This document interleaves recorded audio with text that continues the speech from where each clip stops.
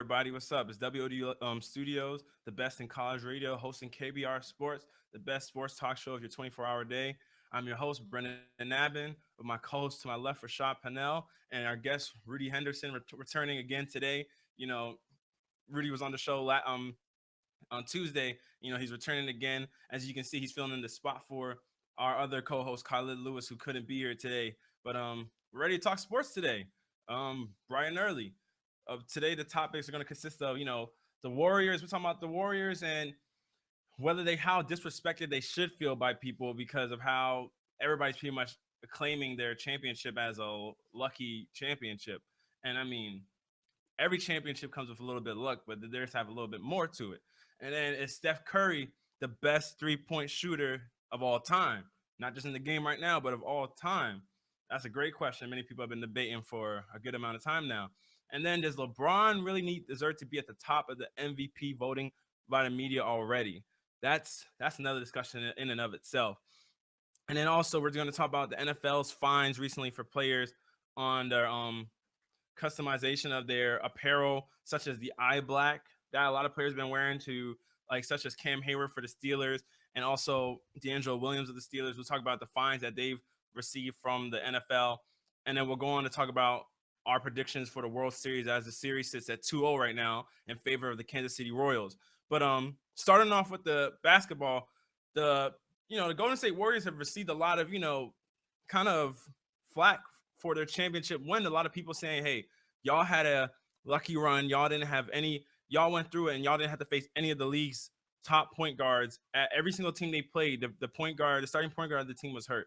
They played the Pelicans, they played the Rockets, and I think they also played. They played the Grizzlies. They played the Grizzlies. That's it. Yeah, they played the Grizzlies. It was Pelicans, Grizzlies, Rockets. Yeah, there you go.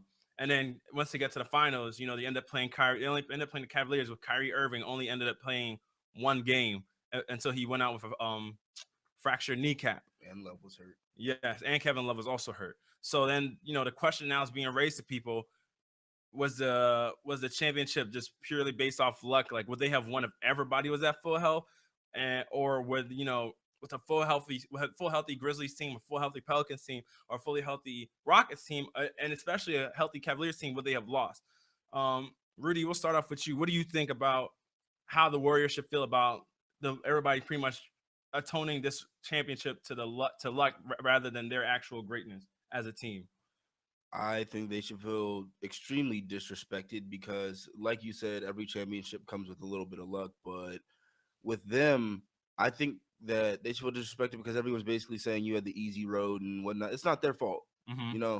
You win the most games in the NBA, you get the number one seed. You're supposed to get an easier road than most teams, and they took care of business.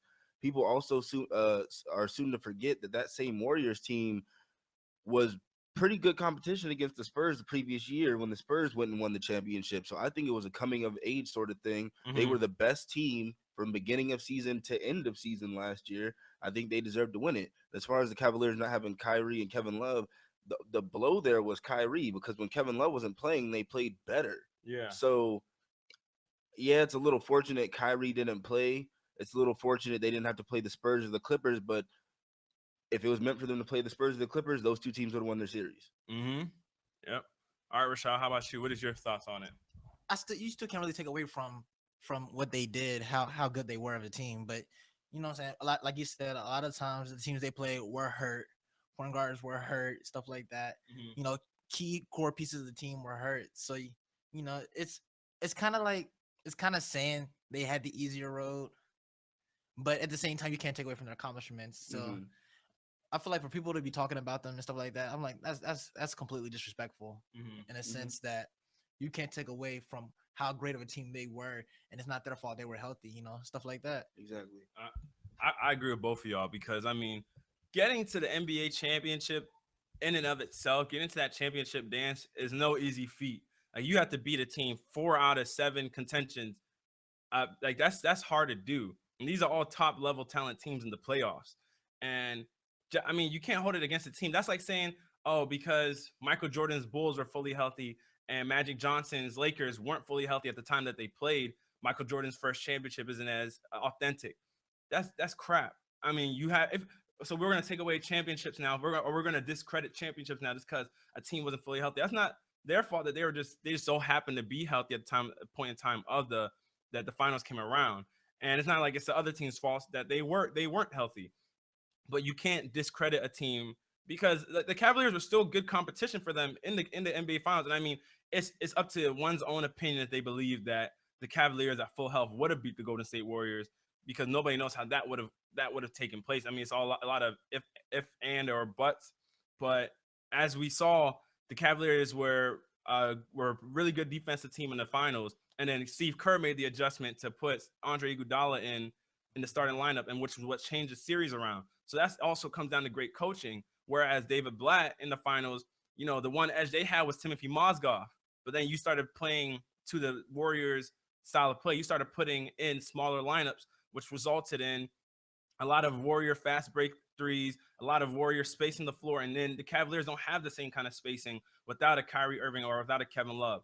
So a lot of that goes into it. A lot of coaching and everything goes into it. And granted, even though the starting point guards in some of the other series weren't healthy, Mike Conley did play in the series. He did. Yeah, so it's not like Mike Conley wasn't there in the Grizzlies series. And the Grizzlies were up 2-0 on the Warriors, and the Warriors came back and won.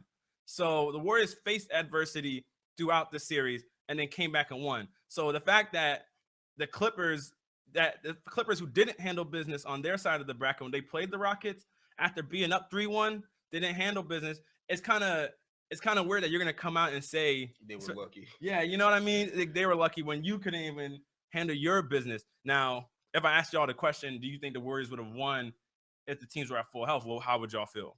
Yes. Yes. They would have beat the Pelicans. Still say yes? They would have beat the Pelicans. The Grizzlies somewhat were at full health. I mean, I guess you can say they were like 80%. Mike Conley didn't play one game. He didn't play like 1 or 2 games in the series. They went to exactly. 6, so. But I'm saying for argument's sake. Yeah. For argument's sake, they won the 2 games without him. They would have. Yeah, they would have beat the Grizzlies just because their pace is just the Grizzlies can't handle pace. Yeah. They can't handle pace and they can't handle a lot of scoring. They predicate their team on defense and low scoring games. Like you saw, if you watched the games yesterday, they just got blown out by the Cavaliers because the Cavaliers got out and ran. Yeah. And the Grizzlies couldn't do anything about that. And then as far as the Rockets, they were going to beat the Rockets. I don't know. I don't know how to explain the Rockets. The Rockets are a team that when you don't want them to win a series, they'll win it. And when you expect them to be competitive, they lose. So I don't really know what to think or say about the Rockets. It's like the Rockets will have favorable matchups, and then they end up losing the series somehow. Like last night, you see they're playing the Nuggets. Oh, easy win, blowout, and they get blown out by 20 at home. So yeah, and James Harden has a terrible game too. Exactly, yeah. Little B. What it? Apologize to that man, Little B. It's funny. Every single when I watch Chris Smoot now, every single time he references it now, whenever James Harden does it in 2K, he's like, "No, don't do it." The curse. So what did you think, Rashad, about them possibly winning if the other teams were still healthy? I still think they would win because you can't take away from still how good that team was, and that team was healthy. Yeah. So that team already jumped from healthy. And they were the best offense and defense throughout the whole season. So like I still think Draymond Green, top defender. Mm-hmm. He deserved to be up there where he was. Mm-hmm. So you can't take that away. And then you have 2 scorers out there, 2 electrifying scorers, and Klay Thompson and Steph Curry. Yeah. Can't take that away. Mm-hmm. You can't take away how fast they run. You can't take away the depth on their team. Like they go into their bench, they go into their bench and still put up points like the starters in the game. Mm-hmm. You just don't got that, that freakish video game like scoring coming out there, but you're still getting all your points. Like your points per possession don't really drop when your bench comes in. That's what makes them so great. Yeah, is how good their starting 5 is and their reserves are. Yeah, so you can't really take that from them. So even if another team was healthy, I still don't think they can outlast the Golden State Warriors in a 7-game series last season. All right, now key question for y'all: do you see them going back this year? See, that's a hard thing to do, especially because this team is still young. Also, going back to back, I don't see it happening this year. The team's going to be electrifying again, but because they're a young team, and I really don't completely see that veteran leadership there anywhere. I feel like it's gonna be hard to go back to back. All right, then. All right, Rudy. Let me hear what you think about them going back to back. Every time you say back to back, I think did you think of Drake? Back to back. It's gonna be like Rashad said. It's gonna be very difficult for them to go back to back. I want to give them the respect of saying that they will, but then I look at the Western Conference and it's stacked. We say that every year, but in more ways than one, it's absolutely stacked. You have the Spurs adding LaMarcus Aldridge. Yeah, it's a big one. You got Kevin Durant and Russell Westbrook coming back, and they just dropped 55 together last night, beating that same Spurs team we were just talking about. Yeah. If the Rockets get Dwight Howard back and get in sync, they're still going to be a dangerous team. The Clippers are going to be a dangerous team. They got some new weapons coming off the bench there. Yeah. So, especially at the top, it's loaded. And then even when you get down to the bottom tier teams, you have an MVP candidate sitting on the Pelicans. You have competitive teams like, the Mavericks and possibly the Suns down there that are always going to give whoever they play fits because of good coaching and veteran and presence. Yeah. So, I say they might get to the Western Conference Finals, but I don't know if they'll go all the way again. Who do you see them playing in the Western Conference Finals? In the Western Conference Finals, I have them playing either the Spurs or Oklahoma City. I don't think that the Clippers are disciplined enough. I honestly think that that's a team. This may sound harsh, but I think that's a team that may need to be blown up. Blown up because if you consistently make it to the playoffs, but consistently don't get to what the goal is, there's something wrong. You switch the coach. Yeah. Only thing you have, you switch the owner, you switch the uniforms. The only thing you haven't switched is the players. You see what I'm saying? Something they do that little swaps in it. They do swaps on the bench. You have to do something about those starters. But their problem has been their small forward position and their bench. So they went out and got Lance Stevenson. That's not helping. However much that makes me want to replace the owner again. That's not a good move. And then they went and got Paul Pierce. That's a good move. Who's a shooter? That's a good move in that 3 spot, because now you can relegate Matt Barnes to the bench or keep him as a starter, whichever one you want to do. And then, actually, Matt Barnes not on the team anymore. Yeah, Matt Barnes is gone. Yeah, but you put Paul Pierce in that starting one, so now you have a shooting 3. Matt Barnes is all right from shooting 3s, but Paul Pierce is actually a striker. So now you have somebody that actually spreads the floor out better for Chris Paul and Blake Griffin. So I mean, so here's my thing though. How long is the leash? Because you can't have a team make the playoffs. What would this be if they make the playoffs this year? Like, 5 years straight? Yep. About 5 years straight under the CP3, Blake Griffin, DeAndre Jordan experiment. 3 years, I think. Or 3 years straight. 3 to 4 years straight. We've known in other professional sports like football, you have a way shorter leash than that. You have a head coach that wins 12 games this season and 2 the next season, and he's gone. It's not good to be consistently mediocre or consistently spinning your wheels in the same place. Yeah, something has got to change. I don't know which position they'll need to trade off. I don't know what they'll need to do, but I think major changes will need to come to that team if they don't get back to the Western Conference Finals or the championship. I think a big part of what's going on with the Clippers is also because of the fact that DeAndre Jordan just can't hit free throws. He can't. He can't really score without the assistance of somebody throwing it an inch away from the rim. So. I mean, if I'm lying, I'm dying, and I'm feeling real live right now. He does score off a lot of lobs, but a lot of times when teams go to that hack a Shaq strategy, which the league is. That's an insult to Shaq with DeAndre's free throw percentage. Like, this is a hack of DeAndre now. We're in the hack of DeAndre era because Shaq could at least hit 1 out of 2. He could. DeAndre might hit 1 out of 7. Come on, man. But those games when he's on though. That's when you know that's the problem. That's how often. The one game the 82 games in a season, he's on every once in a while. So I'll say maybe 3 out of 82. He shot like 38% last season. Why? That's people's 3-point percentage. See, that's why I don't understand. Like, if you know you're the person that's going to constantly get fouled like that. Practice, nothing but practice for free throws. People say it's because they got big hands. The excuse is that the basketball feels like a grapefruit in their hands or something like that. You know what I'm saying? They said that to him the equivalent of shooting the basketball would be if you or I was holding a grapefruit. But but Michael Jordan had large hands and he could hit free throws. Yeah, well, we're talking about the greatest player ever, though. Dirk Nowitzki got big hands. We're talking about one of the greatest power forwards ever. LaMarcus Aldridge got big hands. He can hit free throws. Once again, great scorer. Marcus Gasol. Once again, great big man. Marcus Gasol can hit free throws. Can we talk about somebody like Anthony Tolliver? Can we talk about someone like Anthony Tolliver? So DeAndre Jordan's not great. Yeah, is that what you're saying? He's not great. He's not. Is that in comparison to all the people that you just listed, he's nowhere on that tier now. But isn't that his goal? That is his goal, but he's not on Mark Gasol level. He's not on younger Dirk level. And the free agency target People in are the targeting DeAndre. in He the can free say more agency than target, they were Marc Gasol. targeting DeAndre because he's an athletic young big man who they think that they could shape into something. We've learned from people trying to shape him into something that the only thing that you can shape him into is a backwards dunk on an alley oop instead of a forwards one. His post game isn't there. Not. He gets a little aggressive on the defensive end, which isn't a bad thing, but he gets himself in foul trouble, and that doesn't help the team at all. And then when you foul him, he can't hit the broadside of a barn with a basketball. Come on, So bro.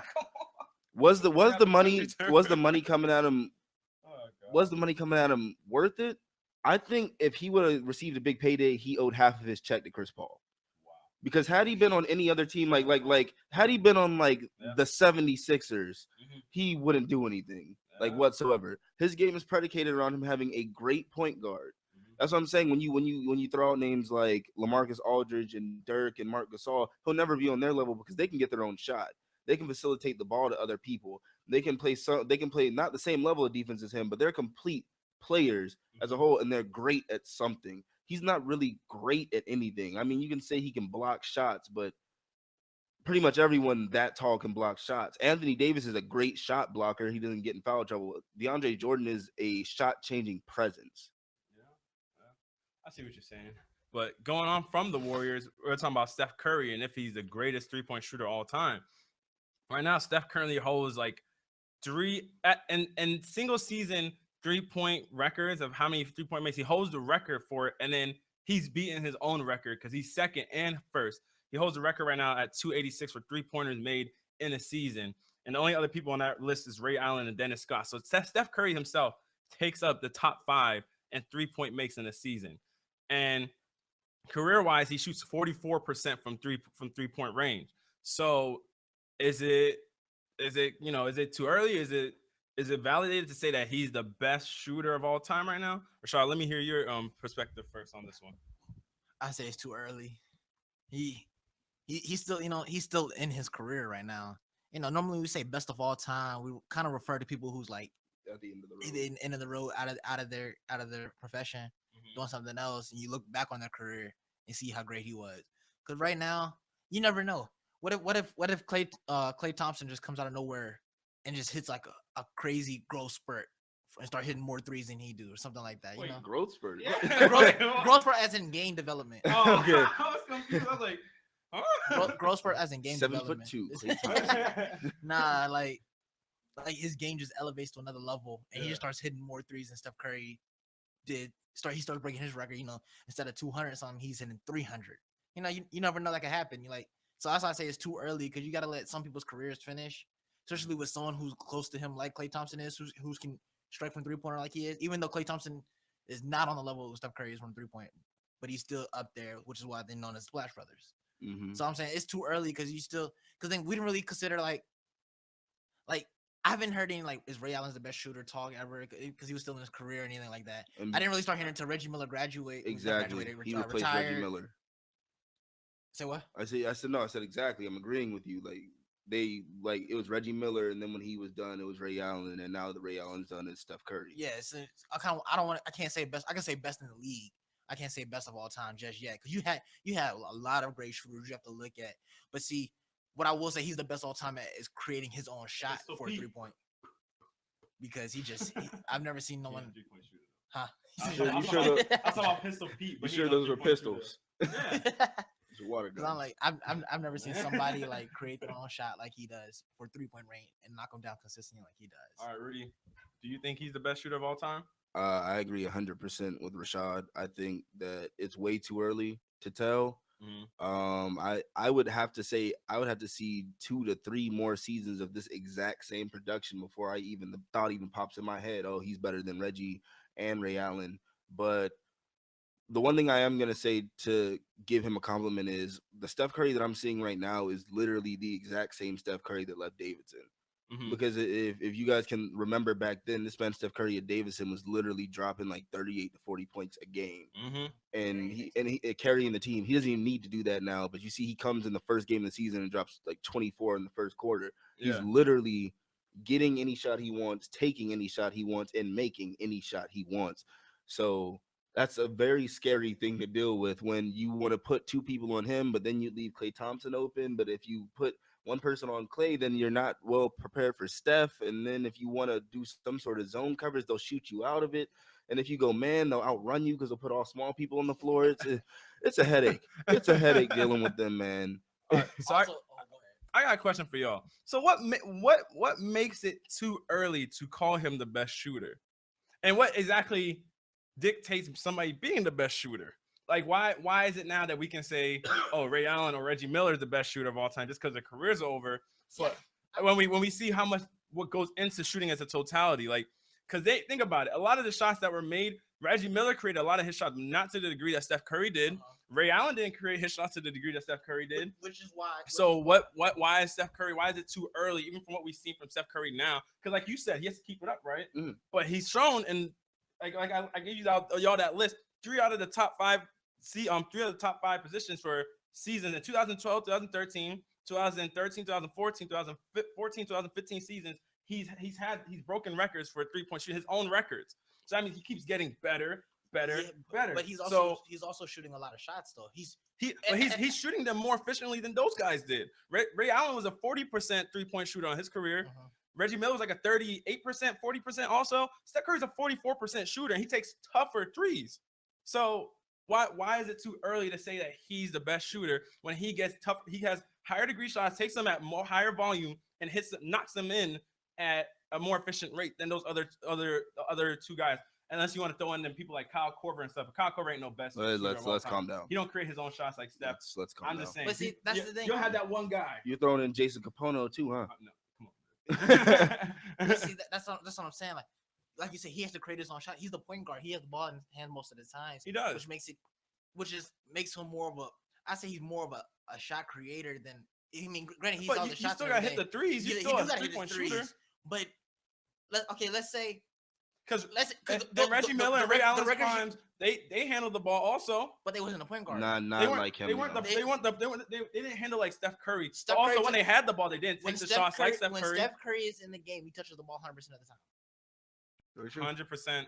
He has not to. 100%. Well, he touches the ball 100%. He brings the ball. He has to bring the ball up. Not all the time. But it's pretty much every play. Almost every play. We're gonna have to monitor this now, but I'm pretty sure he touches. I'm pretty sure he touches the ball every possession. Not every single possession. Unless it's like a fast break. Ray Allen didn't do that. Legit possessions where Klay Thompson brought the ball up the court. They send Steph Curry to the corner. Have Harrison Barnes or somebody come screen him free. They'll do that back screen action where they run that flex action. They have him bring all the way around. And they'll try and get him open for a shot. But then they have back action going on the other side that screen up the big man, or that can get Klay Thompson a shot. So we'll say 92% of the time. You follow me? And that's a whole lot more than what Reggie Miller and Ray Allen had. So Reggie Miller. So Reggie Miller and Ray Allen had the ball 9% of the time. No, I'm not saying they had it the same amount of times, but I'm also saying even when they had the ball, they didn't shoot it as efficiently. He's taking more shots than them, yes, but he's also hitting them more efficiently than they are. Just because you take more shots doesn't mean you're always going to hit more shots. He can miss those just as much as he makes them. It's easier to build a 44% shooting more shots than shooting less shots. You know what I'm saying? Mm-hmm. It's a lot easier to build. It works both ways. It's easier to build a 30% shooting more shots than it is shooting less shots. It's easier. But see, that's why I'm saying his 44%. I'm not gonna take it away from him because 44%. Is but I'm saying, but because he shoots more shots, it's easier to get to. But I'm saying the degree of but you also have to look at the degree of difficulty on his 3-point shots that he is taking. This is easier to get there, but he's taking tough shots. Like the shots that I'm not gonna say every shot is tough. I mean, bro, most of them shots is difficult. When you break a dude down, you're wide open. Bro, but I'm saying that's still off the dribble shot. That's when you're running off the screen and you're doing a catch and shoot. That's difficult for us. That's difficult for us. I'm saying that's difficult for all. That's why he's a star. That's it. He's a special person. But he practiced that. That's what I'm saying. But just because you practice something doesn't mean it's not a difficult thing to do. If you practice it constantly, to have the NBA players, that's practice it to make it LeBron easy. James wishes he could do that. He doesn't practice it.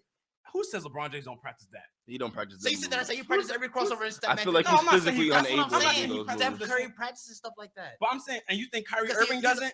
You think Derrick Rose doesn't? You think Chris Paul doesn't? But they don't shoot like Steph Curry. I don't think Derrick Rose does because you can't practice moves from a hospital bed. Come on. Come on, he's playing right now. I don't think Derrick Rose with a mask on his face because he's hurt. Come on, man. Give my man some slack. I love Derrick Rose. I'm just saying. But my point is just because you practice something doesn't mean you can do it just as good as somebody else. Steph Curry, yes, he practices this stuff, but just because you practice doesn't mean you're always going to be as efficient at it. But like, you're more efficient at it than other people. I'm not saying. Well, I'm saying Kyrie Irving probably hoists up a certain amount of threes in practice. Chris Paul probably hoists up amount of threes in practice. Ray Allen probably did the same thing. So did Reggie Miller. But 3-pointers and shooting off the. What I'm saying is him practicing off the dribble. You're saying he takes a high difficulty of shots. It's not even about other people right now. It's about his shots. That's something you practice. Like that's like what's the name? Kobe practicing his fadeaway shot. Everybody can't shoot that fadeaway. But I'm saying you can't take credit away from him just because he practices it. I'm saying it's higher difficulty for him. I'm not taking credit from him. No, but that's higher difficulty for most people, majority of people in the league. But I'm saying that's probably an easy shot. You know what? Shot. I wish we had the statistics to see how the percentage of shot, his shot percentages on his wide open shots versus his off the dribble and contested shots. But because I'm saying you can't say off the dribble contested because every shot isn't off the dribble contested. No, that's why I said wide open. He does moves to get open. But I'm saying we can also look at Ray Allen and Reggie Miller's stats to see because they're a good amount of their 3-point. They didn't do stuff like that. Ray Allen and Reggie. They did do it in their primes. In their primes, they didn't do it to the degree that Steph Curry did because Steph Curry is better at it. But they did do that. Reggie Miller, especially. Ray Allen has more so been a spot up 3-point shooter. But in Ray Allen's prime, he did handle the ball and stuff too. But not as much as Steph But not Curry as much did. as Steph Curry. But I'm saying so he gets more shots. If you look, I'm saying just because you get more, but he's still more accurate. That's the thing. He's still more accurate. He shoots more shots. Just because you shoot more shots doesn't mean you're gonna be more accurate. Can I interject in here? Go ahead. All right. I like the points that both of you are making. Rashad, I agree. He does have the ball tremendously more than those two did. But Brendan and I also agree that his shots are a little more difficult than theirs are. I just think it's too early to say that he's the greatest, sort of because it's too early to say that Tom Brady is the greatest. And he's been doing his job way longer than Steph Curry's been doing his. I mean, when people talk about when people talk about Tom Brady, they always say Tom Brady may well be the greatest. I haven't heard too many people come out and straight say he is the greatest. They usually have him between him and Joe Montana. What I'm saying is there's not a distinction saying that he is the greatest. You know what I'm saying? It's not a general consensus saying that he's the greatest. But there's still the conversation out there. There's still the conversation. But what I'm saying is this conversation just started. There's still some people saying that Tom Brady is the greatest. Not everybody's saying Joe Montana is the greatest. There's still people. No, I get that. What I'm saying is the conversation of him being the greatest started. What I'm saying is this conversation of him being the greatest has started over the last 2 years or so. He's been doing this for a while. You see what I'm saying? It's one of those things where I just think it's perception that we can't say, and just the way that we've been programmed, that we can't say that someone's the greatest or they're going to be the greatest until we see them a little bit later down the road. I get what you're saying. As of right now, in his young state, he's projecting to be the greatest 3-point shooter or the best shooter ever. But the way that we think, it's like, well, let me see what he's like when he gets around Kobe age. You feel what I'm saying? This is what people are doing. In the Tom Brady example you use, there's a difference between the comparisons between Steph Curry and Tom Brady. That are Steph Curry and Reggie Miller and Ray Allen, and then Tom Brady and Joe Montana. The Tom Brady Joe Montana conversation is based on the rings. That's the difference. Steph Curry is just based on your shooting ability and how you shot so far in your career, and his shooting ability, and how the 3-point records he's broken through his 3-point shooting. So that means he's broken records that are already standing in place. Tom Brady's still playing to surpass Joe Montana rings. The same thing with the Michael Jordan conversation and Kobe Bryant. Everybody knows Michael Jordan's the greatest ever. But then everybody's saying, can Kobe catch him in the rings and all that? That's why you wait till the career is over. But Steph Curry's already broken these guys' 3-point records. He's sitting atop of these guys in 3-point records. The only record that you have to sit there and wait to see if Steph Curry is going to be the top of is 3-point makes over your career, which right now Ray Allen has the crown over, but Steph Curry sits at 50th right now. So here's my thing with that, though.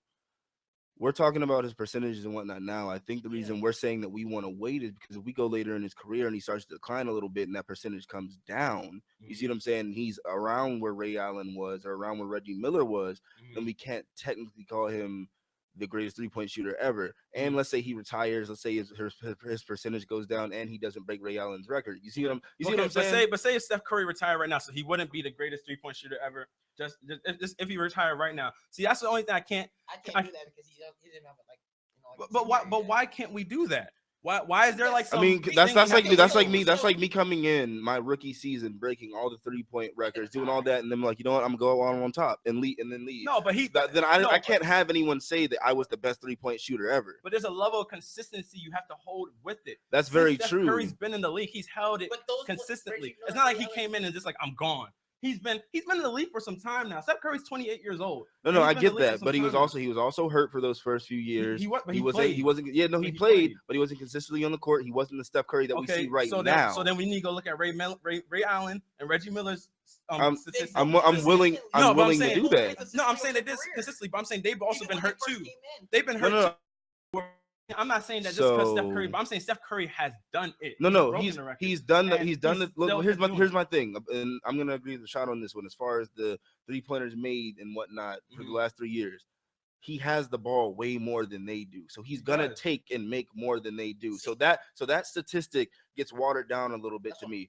But what I'm saying is, when it comes to the end of the road, if he's still at 44% or he's still above Ray Allen and all that, then yeah, I have no problem saying. I will say right now that he's one of the greatest 3-point shooters in history. I have no problem saying that. I'm not gonna call him the best because I can't crown you for being able to make more shots than people that you're also taking way more shots than, and you have offenses that are practically ran through you. Reggie Miller and Ray Allen had some of that for a little bit of time, but for the most part, they were shooting guard, small forward. There are other people on that team that are going to want the ball, that are going to request that ball even more. And towards the end of Reggie Miller's career and Ray Allen's career, they just became little set pieces that were there to stand on the perimeter and shoot the occasional three.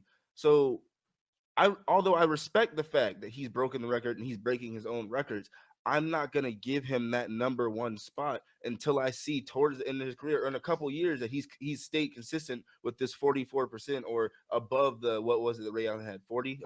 Yeah, or above the 40% that Ray Allen had. Do not get me wrong.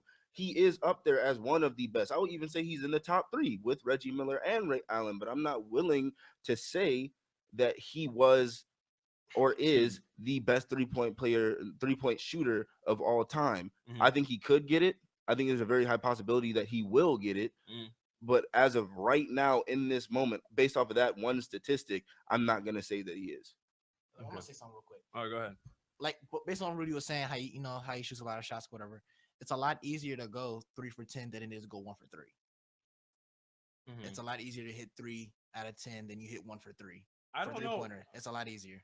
Well, I get what he's saying. He's saying if Reggie Miller and Ray Allen only get to take 3 shots a game, but Steph Curry gets to take 11, and he makes 4 out of that 11, at the end of the season, yeah, he's gonna make more. I'm saying if okay, let's say 7 out of that 11 is contested, and Reggie Miller and Ray Allen 4 out of that, or what's called 4 out of that 5 was open because of the plays that they had to screen them open, where Steph Curry's taking contested shots, and there's a open.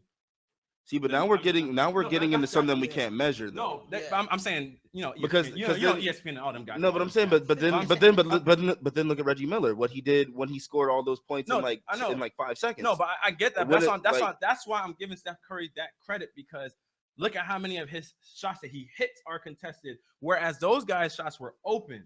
But I mean, we could debate this for forever. And here's the thing, though. Reggie Miller played in a different type of NBA. His NBA was a lot more physical and a lot different. Yeah, I think if he played in today's NBA, his percentage would have been higher.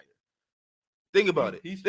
Back in his NBA, you had people who pulling said you Michael down. Jordan would average 50 in his NBA? Hey. Somebody said Michael Jordan. He would. I'm just saying, think about it. You go to the lane in the old NBA, they pull you down by your neck, stomp on your face, and keep it moving. And that wasn't even a flagrant. Yeah, man. You get technically argued that. Yeah, you can exactly. Hey, man up, son. Know, what the ref told Cam, you're not old enough to get that Come call. on, man. Allegedly. But going on to the next topic, we could have debated that forever, honestly. But going on to the next topic, recently the media voted that LeBron was most likely to win the MVP this season, pretty much sliding Steph Curry and other players like Russell Westbrook and Anthony Davis. So do y'all agree with the media's perspective that LeBron James is most likely to win the MVP this season? No. Okay, I guess Ricky just go ahead. No, not at all. Why not? No insult to LeBron. No insult to our LeBron maniacs out there, Nigel. I mean, he's a great player. Don't get me wrong. As some like to say, best player in the world. I don't really like that statement. I think that's a very overblown statement. But hey, I think he's one of the best athletes in the world. But as far as importance to your team and being the most valuable player, I would put a few people before him. I would put Steph Curry before him as long as he keeps up his performance. I put Anthony Davis in front of him as long as he keeps up his performance. If we get the same James Harden that we had last year, I would put him in front of him. I would put LeBron James in a tie with Russell Westbrook and Kevin Durant after those players. And Russell might even go higher. All right, Rashad, let me hear your perspective. I don't think so. I mean, this is what the media do. This is an every year thing for them. Always picking LeBron to be the favorite to win MVP. It doesn't change. So you can't. Of course, the media is gonna pick it. So I mean, when you actually look at it, and sit down, and think about it. No, he's not. But because how electrifying he is as a player, of course the media is gonna be like the thing he is. But like Rudy was saying, there is so many more players valuable to their team, just like LeBron is, possibly more valuable because we see what Steph Curry did against LeBron. They won a championship. I have one thing to say to that though. What you about to say? LeBron did average freakish numbers. Yeah, LeBron's the only reason why they won those 2 games of that series. Whereas LeBron had relatively now that's the series I would say LeBron had no help. But he had nothing. Here and say that's no help still. Rashad. Come on now, like there's Rashad. Hey, that was no. Just because you're an NBA team doesn't mean you're top talent. You always say that. I'll give you this. They're in the NBA. No, just because you're an NBA team, there's a different levels of talent even in the NBA. Brendan, I'll give you this. He had limited help. I won't say no because, to be fair, go ahead. Did not Tristan Thompson play the best basketball of his entire life? He did play the best basketball. But go back and look how much Tristan Thompson averaged in the finals. Go look at how much he averaged. I mean, that's my point. No, I'm not talking about the points. He played the best. I'm not talking about the points. That's where the struggle was. No, I'm not talking about making it to the finals. I'm not even talking about that. I'm not even talking about that. I'm talking about the amount of rebounds and big possessions that Tristan Thompson was able to help them keep alive. The tip back dunks that came at very timely moments. That counts as help. Dellavedova had some freakish games coming out of him that counts as help. Purely in the finals. I'm talking about that was in the finals. It's not even about the finals. It's about like you're saying he had no help. Basically, I said the finals. I said the finals. You were talking about Steph Curry and them beat them. Yeah, I just said LeBron helped them win 2 games, and he did it relatively no help. In the finals, I will say that LeBron did it 90% by himself, but he did have some help. I think no help. I mean, no help is Allen Iverson in the finals against the Lakers. That's no help. That is no. I mean, he had Allen some Iverson help. was great, and Allen Iverson is a miniature dude. So I mean, that's even tougher on. That's what I'm saying. Allen Iverson versus the Lakers is no help. He had some semblance of help. There were games where the other players on that team did come to play. There were games where we were like, oh, well, the Cavaliers might win this because J.R. Smith showed up, because Tristan Thompson showed up, because Dellavedova. I'm just saying, I was just throwing the name out. But I'm saying there were games that other players did come to play. Dellavedova for one game was just throwing stuff up and it was going in. Yeah. I mean, but I'm saying those plays were made because of LeBron James. So the play that Dellavedova got hit by Steph Curry. No. Okay, obviously, but I mean, you just noted one game out of how long it was the NBA. It was still in the finals, and it still counted as help. I'm saying one play doesn't reap the showings of a whole NBA finals. Throughout the whole finals, LeBron James was setting up Dellavedova. He was setting up Tristan Thompson. He was setting up Timothy Mozgov, and he did it pretty much. Steph Curry didn't set people up. I'm not saying Steph Curry didn't set people up. We're not trying to take credit from Steph Curry. I'm not taking away Steph Curry. I'm saying LeBron James didn't have any help. I never said Steph Curry. Well, I didn't say anything about Steph Curry. I just said LeBron James did it with relatively no help. Like I said, I think you see at first it was no help. I think relatively no help is the better statement here, because like I said, no help is Allen Iverson. I think the fact that the defense was his help. That was his help. But when you account for then Allen Iverson had help too then. Because those guys were able to strap. Allen Iverson's help was him crossing people up and stepping over their corpses. Well, I'm just saying. I'm saying if you're talking about defense was help, then Allen Iverson had help, because the defense they played on Kobe when they played Kobe was great defense, and then they also did play great defense and also getting Shaquille O'Neal fouled out. So, well, it was easy to get Shaq fouled out back then. You look at Shaq the wrong way, and it was Shaq was a good player. But basically, what I was saying was basically on that. That's why I can't give LeBron, favorite for MVP, is because there's a lot of teams who have pieces that greatly help their team. Even though those 2 teams made it to the finals, there's a lot of other people Like you always brought up how Russell Westbrook, if that team would have made it to the playoffs, how He he would've possibly would won. have won MVP. He would have won. You know, it's just stuff like that. Like there's other players who I feel do more, even though it's hard to say who's doing more than LeBron James. All right, then I'm not saying LeBron. Nick, down. Don't take me as me saying that LeBron James should be voted as the MVP. But we saw what happened to the Cavaliers on that stretch when he sat out with Kyrie Irving, with Kevin Love, when he sat out that stretch of like 9 games, and they only won one of those games, and it required Kyrie Irving to drop like 50. So if we're gonna do that, can we sit here and still say that Kobe Bryant should be one of the MVPs then? The Lakers are just a horrible team. We saw it with happen or when his shoulder without went out. Kobe. Well, we saw what happened even when he was there. They're a bad He was team. actually still winning. without He him. still lost. See, LeBron still a real lost. stat No, you want to but look at LeBron- is what the Rockets look like without James Yeah, Harden. that's who everybody thought should have won the MVP. I honestly do believe that James Harden deserved it. I'm not mad about the Steph Curry pick Mhm. because usually if you're the best player on the best team, they give it to you. But I also believe that it needs to be the player that, because I was in the small camp that voted for Anthony Davis as well. Because he took a team that no one expected to do anything to the playoffs and had them fight the NBA champions. Yeah. And like tooth and nail. These games were tough. They should have won 2 of them if we're being honest with ourselves. The Steph Curry close your eye shot. Yeah, the Steph Curry close your eyes, get hit in the corner shot, and the And they other fouled home him. game, and they fouled him. They fouled him. And the home game, the other home game they had, that series should have been 2-2 going back to Golden State, but they didn't have the players necessarily to finish that series. I honestly believe that should have been James Harden or Anthony Davis, then Steph Curry, then Russell, and then we can talk about LeBron. That was last year. This year, one of the things that sort of, it doesn't bother me Well, because LeBron deserves his respect. But a lot of his stats, if you think about it, when LeBron goes somewhere, people want to go play with LeBron. So he's getting quality talent to come play with him for a bag of Funyuns compared to what else they could have got paid somewhere else. But I'm there's no help no, to I'm bring saying him. no. but Wait, I just said in the NBA final. before- Rashad, what the heck? What are you talking about? I It's no just help- said in the it's no NBA help to bring finals. it. I just It's no help to bring him. I'm just saying. I just said in the I'm NBA just saying. finals. What are you talking I'm just about? saying, Back to the it's point. I no help just to bring said him. it in the NBA finals. Back to the I point. didn't say nothing Back about to the the regular point. season. Back to the point. Oh my God. Back to the point. You look at the team he has.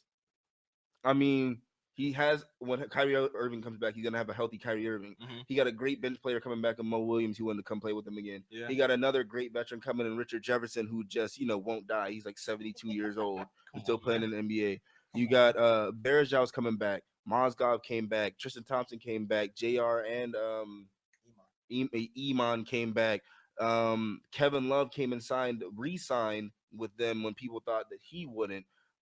There's a lot that he has to work with. You see what I'm saying on I that know. team. Whereas you look at a guy like Anthony Davis, whose next best player is like Eric Gordon. All right, hold on, let me say something real quick. But see, for how the media votes, because everybody's projecting the Cavaliers to have the best record. So for how the Exactly. media votes for the MVP, so we see they just voted Steph Curry because, like you said, being the best player, Yeah, the best team. and I So don't then agree if with that. If the Cavaliers, the way the media is projecting it is that the Cavaliers will have the best record.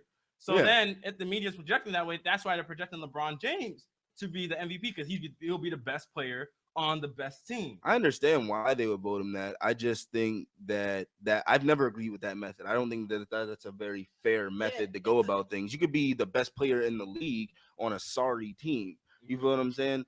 Like, what was it that only one time in history someone on the losing NBA Finals team has won MVP? Jerry West. It was Jerry West. But that was the very first. Yeah, but what I'm saying They is, first started giving out the what I'm saying is, award. I think stuff Yeah. like that needs to happen more often because if you were the best player that season, you were the best player that season. I don't want to hear about this. You were the best player on the best team crap because that's a good team regardless if you were not.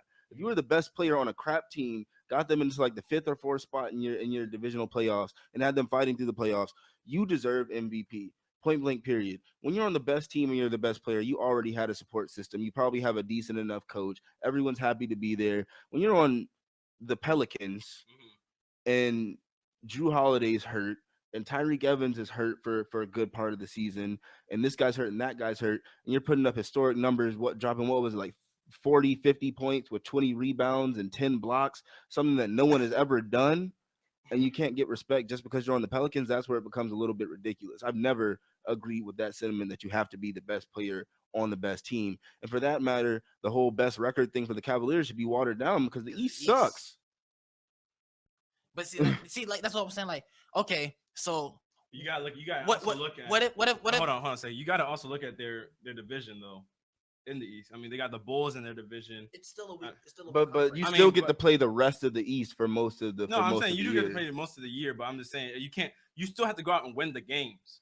Look, I mean, you still. it just That's bothers that's the me. same thing as when we talked about on Tuesday. When we were talking about the Panthers and their undefeated season. I mean, you still have to go out and win the games. It's hard. It's 'Cause pretty if- hard to lose a game against the 76ers. That's all I'm saying. They Uh, pretty much give it to you on a platter unless you take it, And gift wrap it, and It's send kind it of hard to back. lose a game against the Sacramento Kings when they only got one player. Hey, they have more than one player. Let's calm down. DeMarcus Cousins They is a got staple. they got staple they of that got team. Boogie the Great. They got Rudy Gay. And then the Golden State Warriors also have the Lakers in the division. It's kind of hard to lose when you only got Kobe Bryant to contend with, right? Okay, but yeah, the rest of the year they got to play. But the rest of the year they got to play the Grizzlies. They got to play the Thunder. They got to play the. But I'm saying, whereas the Warriors are playing the Grizzlies, the Thunder, the Spurs, the Mavericks, the Suns, the Cavaliers are playing the Celtics, the 76ers, the New York Knicks, the New York Nets, the Raptors. You still got to win the games, though. I mean, you have to win the games, but you're not going to admit there's a certain degree of difficulty here. No, there's not a higher degree of difficulty on one side than there is on the other. Like one Curry's threes. I mean, I'm Yeah. I'm just saying, but like I'm just saying, as far as the conferences break down, you go to the West, you could be a 7 seed in the West and be a 3 seed in the East. Yeah, that's true. Like, That's true. come on. But I'm just half saying, of the pool of the East playoff teams is either at 500 or below it. You have to win at least 50 games to even think about getting that 8th spot in the West. That's true. But the way I'm not saying I agree with the media. I'm just telling you where they're coming from and why and how they were voting it. And that is the reason why Steph Curry got it last season. Even when Steph Curry did not play, his team still showed the ability to win. Whereas opposed to LeBron or James Harden, when they were out, their teams lost. So question for you before we move on is, do you think he deserves to be first? And if not, who do you think deserves to be the front runner? Because I told you, I think it's probably Anthony Davis, James Harden, Steph. I probably would have said James Harden. I don't. Anthony Davis, Anthony Davis, he puts up. It's kind of like the Kobe syndrome back in 05, 06, when Kobe was putting up all the numbers.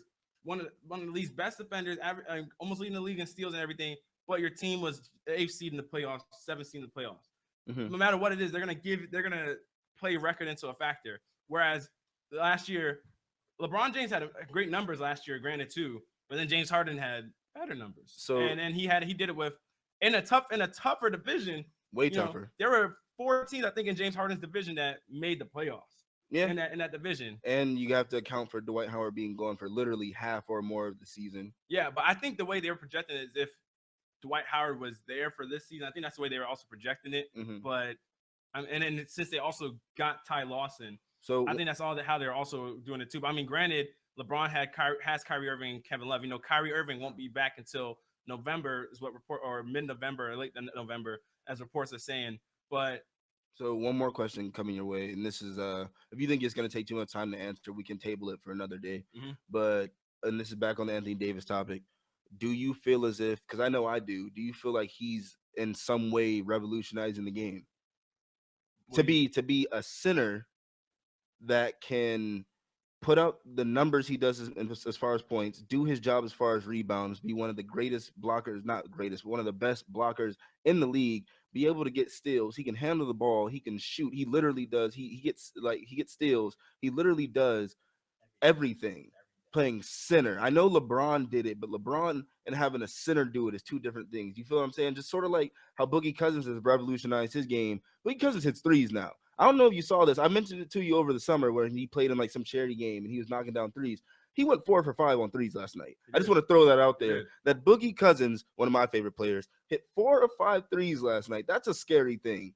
So if you got people like Boogie Cousins and Anthony Davis walking around the league, who exactly is going to stop them? Okay, I'll answer this real quick because we do have to go on to the next topic. But I'll say that he's not revolutionizing the game. The game's already been revolutionized because Shaq's already been a big man that could handle, especially in his years in Orlando. He could handle already. He got blocks, he got steals, got assists. got rebounds, got points, everything. Just couldn't But he shoot free couldn't shoot. throws. But yeah, he couldn't shoot. But you see, the NBA nowadays is a shoot first, is a 3-point oriented game, and it's all about, especially with the European wave that came in. All players, it's all about the big men that can shoot. So that's why the game has changed. See, but my thing with what you're saying is like what you listed. A lot of them can do a lot of things, but they're not doing all of it. Like no, but I'm saying you have players that can sort of to a degree do it. Okay, I can't say he was the first one to do it because I'm not saying he's the first one. I'm just saying he's the best at it so far. But he's not because Tim Duncan did it.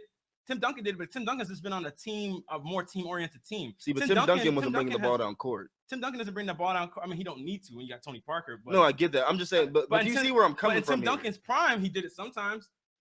He did do it sometimes. Yeah, no, he did it sometimes. But, yeah, if you watch it, but I'm saying, do you see where I'm coming with this? He had Tony Parker, so he didn't need to do it as much. Anthony Davis has Tyreek Evans and Eric Gordon. Nice joke. So and then Anthony Davis, I like Anthony Davis. They inbound the ball to him to bring it up. He brings it up on fast breaks. Same thing as Tim Duncan did, Charles Barkley did, Shaquille O'Neal did. They brought it up on fast breaks. But do you think that, or would you not agree that he's not doing these things somewhat to a better degree or a more amplified degree than the people that you're listing? As far as shooting threes and stuff, I think he's doing it better. Everything else, I don't think he's doing better than them other people because Tim Duncan is one of the best passing big men I've ever seen. Same thing with Shaquille O'Neal. Now, as far as shooting goes, as far as his range on his shot, he as far as encompassing the whole game, his shooting is only his the range on his shooting. But I'm not gonna act like Tim Duncan didn't have that range. LaMarcus Aldridge didn't have that range. The only thing that he has that really they didn't have is shooting 3-pointers because everybody else could stand right that below the 3-point line range and knock down mid-range jumpers and still do the other stuff. So I'm not gonna act like he is, a trendsetter and all this because Dirk Nowitzki did it. Dirk Nowitzki just didn't have the defense and all that stuff to go with it. At all. But there have been people to do what he does. But going on to the next topic, the NFL recently has been fining players for eye black that they've been wearing for the games, and for intimate reasons. Like D'Angelo Williams recently got fined for wearing eye black for trying to put a sign on cancer. The same thing with Cameron Hayward when he wore it for his dad, when he wore Ironhead on his eye black for his dad. And William Gay also got fined for it because he wanted to wear purple cleats and representative domestic violence because his mother got killed when he was 7 years old.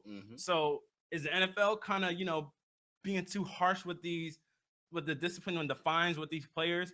Rashad, let me start off with you. What do you think about it? Yeah, I think so. I mean, you're basically not letting them voice their opinion. So when you do something like that, it looks bad on the league. So I mean, it's not doing anything to affect it. I understand that you're supposed to stay within your team's code, like your color way and everything like that for purple cleats and stuff. But for eye black and having stuff written on it, I mean, that's not really. Well, let me say something real quick. They did allow recently Cameron Hayward to wear because it's a league approved eye black that he wore last week that it said tackle cancer, but you can't wear your own customized stuff. But go on. Yeah, that's what I'm saying. They're not letting you voice your opinion to the full extent that you want to. So I mean, I don't think it's right for the league to do that. But then again, it's the NFL. You can't really, you're like a fish in a pond, or something like that. So you can't really do anything about it. It's just how the league's gonna be. But I feel like you should let them voice their opinion, let them wear, because they wouldn't let D'Angelo Williams. He wouldn't let him wear pink all year round. Yeah, he had to dye his tips pink on his dreads because his mom died from breast cancer. So it's I feel like it's unfair that you can't let them voice their opinions. All right, Rudy, what do you think about the NFL and the fines they've been levying out to these players? I think the NFL is out of bounds on this one. I don't think that you should be able to fine someone for voicing their opinion or their support for something that ultimately helps out society. I think that's really stupid. If you can't find Cam Newton for consistently wearing Under Armour cleats and visors when you're sponsored by Nike, then you shouldn't be able to find these guys for wearing pink or purple for their causes. I think that's really dumb. I think they need to reevaluate how they judge. I mean, if I would just want to come out wearing golden cleats just because, all right, fine me. But if these things are for a cause, then I think that they're really out of bounds on that. Okay, so I'll play devil's advocate with y'all because I agree with y'all to an extent. But I think this is how the NFL's seeing it. So say we let D'Angelo Williams wear pink all year round, right? Then we let Cameron Hayward wear this and that. So then it's going to open up this Pandora's box of every player saying, hey, well, my dad something happened to my dad from this, and something happened to my mom from this, something happened to my brother from this. So I want to wear this for this and this for that. So the NFL, instead of wanting to do that, they're like, no, we can't have that, because then you bring up all these issues, and then you have to start determining what is approved for a player to wear. Like, oh, is this a good enough issue, or is good enough reason for this player to be wearing his custom eye black, or wearing this pinky all around or whatever. Granted, I'm not saying they're not justifiable causes for them to be wearing this, but I'm trying to see, I'm guessing that's how the NFL is seeing it, because when you allow some players to do it, then more and more and more players are going to come trying to say, hey, well, why can't we wear this and that, this and that? See, but there's nothing wrong with that. If you have the same uniforms on, you can tell who's on whose team. There's nothing really wrong with what color socks you have, what color orange sleeve you have, something like that. Because at the same time, you have white or you have colored uniforms. That's more. I feel like that's more so what the league want. They don't want everybody to start blending everything together and it's starting to like bother people. You know no swag. So No swag allowed. right. That's what I'm feeling like. But as long as everybody have the same, your same uniform on, you go out there, you put your same white uniform on as everybody else on your team. There shouldn't be a problem with what's under it. Well, I mean, yeah, I get what you're saying, but I think they just kind of don't. I mean, also it's a marketing strategy and everything in it as well. Because when you go outside, because they have a certain marketing way that they've had it branded for when you wear the certain eye black that they give you permission to wear. That is obviously for a certain sponsor or something like that. But I mean, just imagine it. So if somebody's, let's say somebody's brother got killed, like Adrian Peterson's younger brother had gotten killed when he was young from a drunk driver. So then Adrian Peterson wants to do something, wear something that represents, a stand against drunk driving. So then they have to go through all these things that they have to say, oh, we want to do this against this for this, for this, and they have to it kind of becomes a thing where you have to certain kind of judge people's issues. You gotta say, well, that's worthy of it. No, that's not worthy of you being able to do this. And you have to judge what things deserve a fine or not. Okay, then hold everyone to the same standard then, because like I mentioned earlier, Cam Newton consistently wears his Super Cam 2 or 3.0s every weekend. He wears his Under Armour visor, and the NFL sponsored by Nike. When RG3 wore an Adidas undershirt, they made him cover it up because it was against policy and he caught a fine. If you're going to hand down these suspensions for stuff like that, then do it to everybody. Make sure that everyone's wearing Nike, everyone's wearing their base white with their base white sleeve or base white cleats, everyone's wearing their base color with the base color sleeve and the base color cleats. And you can only wear pink in this month, you can only wear this color in this month, point blank period. Because you're not going to be able to police everyone every single time somebody wants to do something. You've let these people get away with wearing what they want for too long. But I'm saying that's the thing they're trying to make sure they're letting people they're allowing customization to an extent. They're allowing players to wear the cleats they want to wear. That's why you see players wearing the Jordan cleats. Some of them, Jordans and Under Armour stuff like that. They're letting players wear the cleats and stuff, but they don't want you to go to the point where you get personal what your customizations and stuff are. Here's my thing: if you're gonna let someone go out there in Concord cleats or Legend Blue cleats, you should be able to let somebody wear purple cleats as long as they're Nike. As long as they're Nike, as long as they're your sponsor, you should let them go. Forget whatever personal reason it is. You don't have to say on the airwaves what his reason is. His favorite color could just be purple.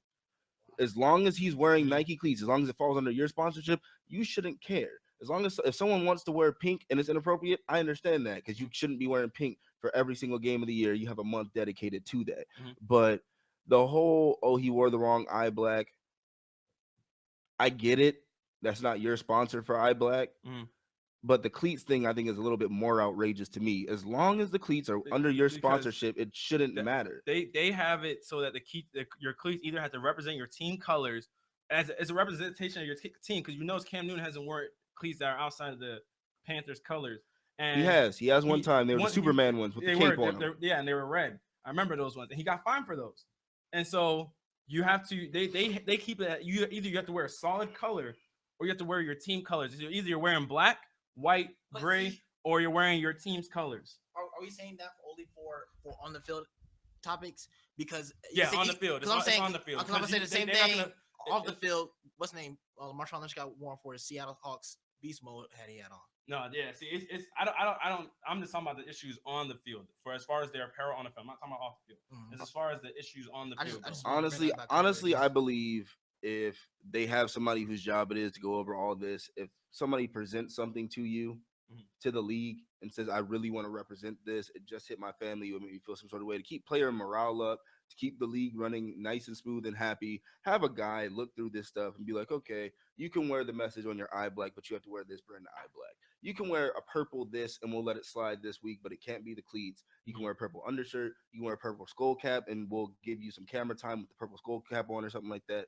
Have a guy sort through this, or have a department that sorts through these problems and does that. Because if you just keep shooting everybody down and finding everybody for stuff like that, what does it make the league look like? You know, because to a degree, it makes you look like, oh well, they don't support. Fun league. Yeah, I mean, they don't support you being against domestic violence. They don't support you being against breast cancer. They don't support you. I'm saying that's what it looks like. I know they themselves are trying to be the.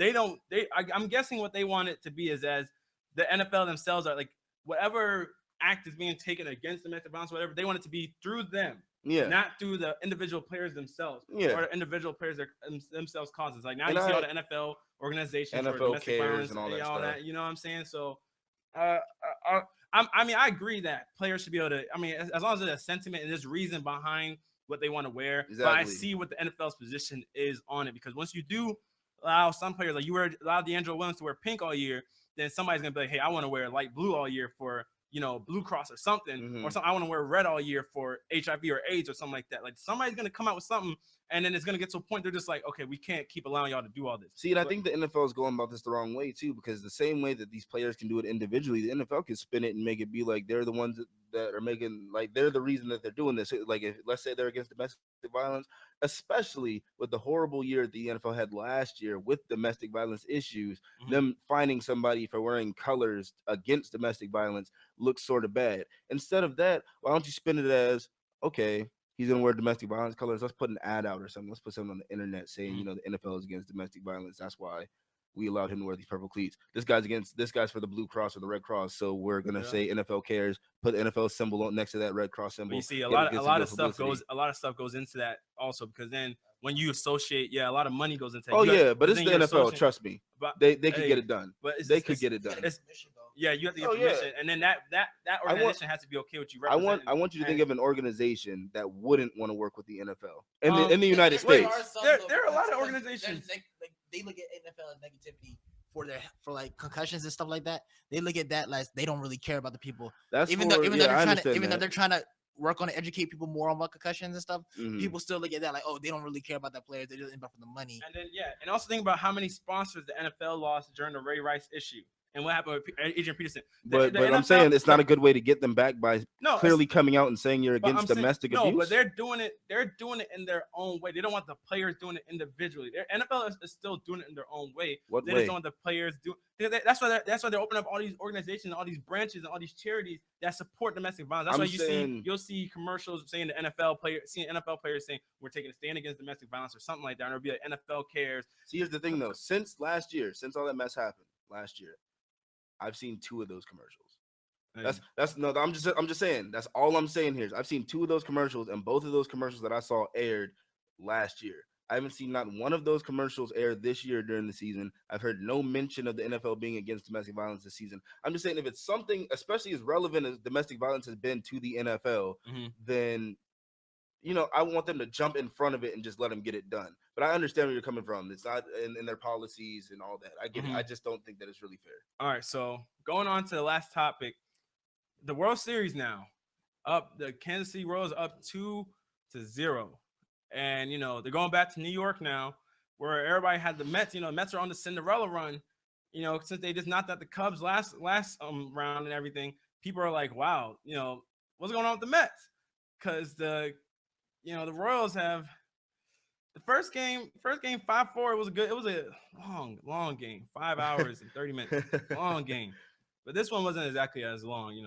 They won 7-1, and they gave it to the Mets. So Rudy, what do you think about the series, and who do you think is going to win this series? That's a hard question to answer. I'm gonna half answer your question. I'm not gonna tell you who I think is gonna win the series, but I will say I think the Mets are gonna win Game 3. Okay. I think the Mets will come out back at home in their environment and win Game 3 because, like you said, Game 1 close game 4-5. Game 2 it was close for a while, and then Kansas City opened it up on them. That was one of the worst. Especially in the 5th inning. Exactly. That was one of the worst innings that pitcher's pitched the entire year. So it could be just one of those anomalies. So I'm gonna go on a limb here and say that the Mets will win Game 3. The series will probably go I think it'll probably go 7, but I'm not ready to say who's gonna win yet. I have to see game 3 first. All right, Rashad, what about you? I'm saying the Royals is gonna win because they had a tough loss last year to the Giants in the World Series, losing in Game 7. So that haunts a team. Like losing that close to winning, that haunts a team. And for the Mets, who hasn't been there back since 2000, where they lost that, they basically have it's a brand new team there. Yeah. Like that's not really like accustomed to winning World Series, anything like that, and haven't been there really that environment. Kind of how like when a team first makes the playoffs in like the NBA or NFL, you'd be like, are they ready? They had a good, they had a good, you know what I'm saying? Because like everybody thought of it, they thought of this team as a Cinderella team that made it to the World Series, but everybody was like, oh, the Royals, everybody's planning to see the Royals there, especially from last year. Yep. So, and I feel like they have more purpose this World Series than they did last year, especially since losing. Because I can firsthand say, when you lose, like when I lost in my state championship my junior year, our whole purpose our next year was to get there. Not even get there, it was to win it. We didn't even say like getting there was like we knew we was getting there. Like it was like we're getting there. Yeah. It's more so we're focused on winning. We're so determined on winning, and that's how I feel like the Royals are. And Royals right now have plenty of hitters, plenty of way to get points. So you see they put up 7-1 on them. It's looking so much in their favor for what they have going on for them than a team that everybody's considering to be a Cinderella team, even though we can't take that off from how good the Mets are as a team. Yeah. And I agree with you. I think the Royals are going to end up winning the series because something the Mets have been able to do throughout this whole postseason is get the opposing team out. And the Royals aren't rocking for it. They got hitters. They got hitters. And the Mets have not been able to get the Royals out. I mean, granted, they have an ace waiting for them when they go back at home. Hopefully their pitching will, get better somehow back at home. But when you have singles going and you got, you're going in innings and you cannot get anybody out in the inning, and then the Mets or the Royals are just accumulating points on you in the inning. It's like, and then you also can't score either. That's what confused me because how good the Mets pitchers are. Yeah, and I'm like, that's what they're known for. Yeah, you know what I'm saying? They have their pitching court has like some of the fastest fastballs in the game. Like most of them pitch some of the fastest fastballs in the league. So I'm like, how can that's what needs to work on. Like you're letting, even though this team is full of hitters and everything like that. At least 4 people have at least 20 home runs on the team. It's like you need the pitchers to step up, but you also need to get yourself more points going. Because you're definitely getting outscored this World Series right now. Yeah. And especially in this last game. Yeah. And that's what I was sort of trying to say. I think that the pitching has been a little bit uncharacteristic. And that's what I'm saying. I'm just putting, it's a hunch. There's no fact behind it, but it's a hunch. I think they're going to go home. Those nerves are going to calm down a little bit. They're going to be back in the Big Apple. They're going to get that pitching back. They win game 3. If they win game 3 and they can swing into game 4, this is going to go 7 again. Yeah. Well, I have a quick stat for you both. The last team to come back from a 2-0 deficit was the New York Yankees back in 1996. Oh my gosh! Yeah, where are them Yankees? Back when we won. Let's talk about them when we won. It's the New York Mets. Let's talk about them when we won 4 or 5.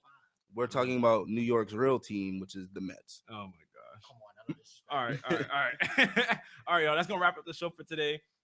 Thanks everybody for who tuned in. It's WODU Studios, the best in college radio.